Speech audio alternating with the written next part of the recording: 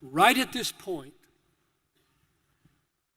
the Psalms do something else for us. And it is utterly crucial what they do. It's not in the middle of the Bible by accident. Oh, what a precious, precious book. Can you live without it? Can you live without the Psalms? Can you survive without the Psalms? Can you fight for joy without the Psalms? I have no idea how anybody survives without this help that God put in the middle of our Bible. They do something else for us. They keep us from being naive, having a naive optimism about the emotional possibilities of fallen people.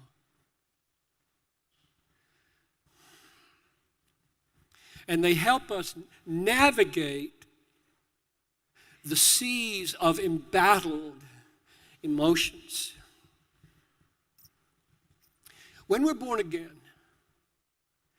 the Spirit of God opens the eyes of our hearts to see God, to see Christ, to see His beauty, His glory in the cross, in the gospel, as more valuable, more precious, more satisfying than anything. That's how you become a Christian. You see Him that way. However, it would be, the Psalms make plain, naive and unbiblical to think that our gaze on the glory of Christ remains so clear to the end of our days, and that the responsiveness of our heart to that sight of glory remains so intense to the end of our days that the Christian life is one of unclouded vision of God and unhindered joy of God. That happens for nobody except one person, and He is in heaven.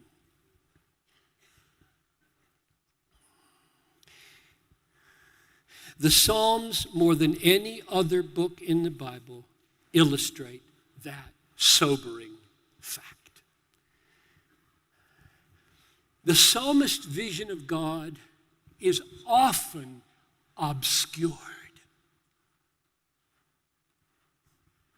The psalmist's joy in God is often conflicted and embattled.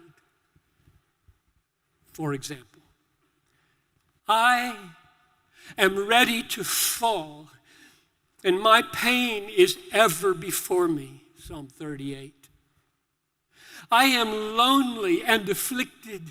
The troubles of my heart are enlarged. Psalm 25.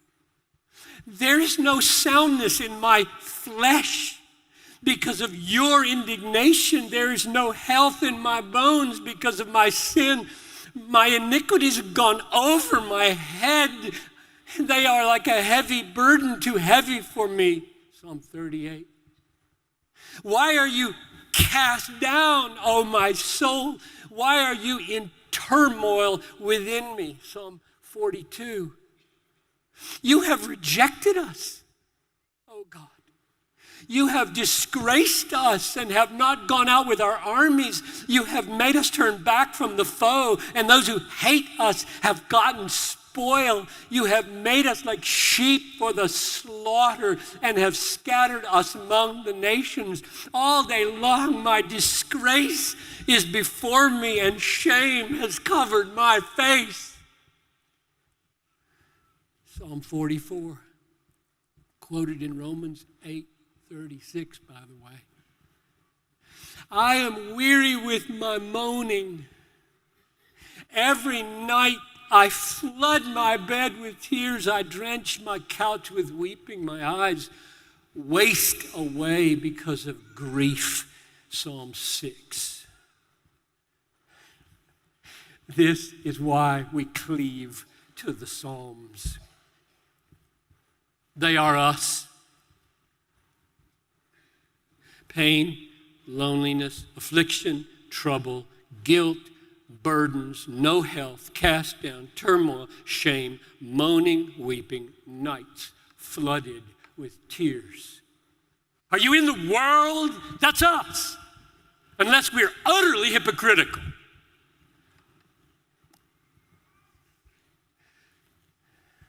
Now, if some soft prosperity preacher responds and says, whoa, whoa, whoa, whoa, whoa, that's pre-Christ. That's pre-Pentecost. We live on the other side of Christ, the other side of the fullness of the Holy Spirit. We don't walk in that kind of defeat and misery.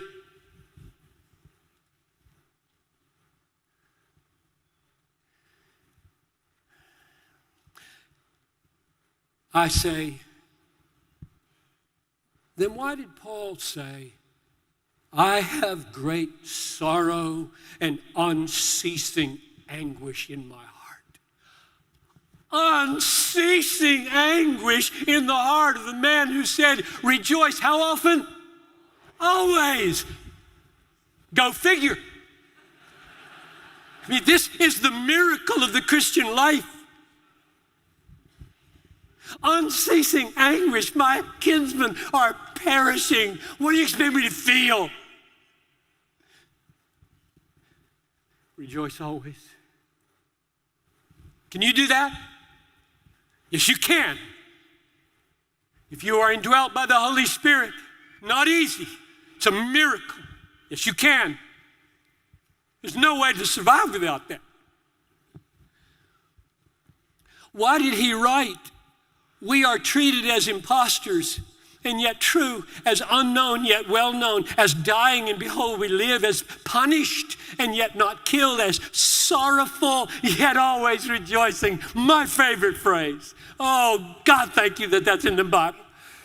Sorrowful yet always rejoicing. That's the goal of my life. I got so many sad things in my life, I can hardly stand it some days. And I'm told to rejoice always, not only always, in everything. These things. Sorrowful, yet always rejoicing. Making many rich, yet poor. Having nothing, but possessing everything. I love Paul.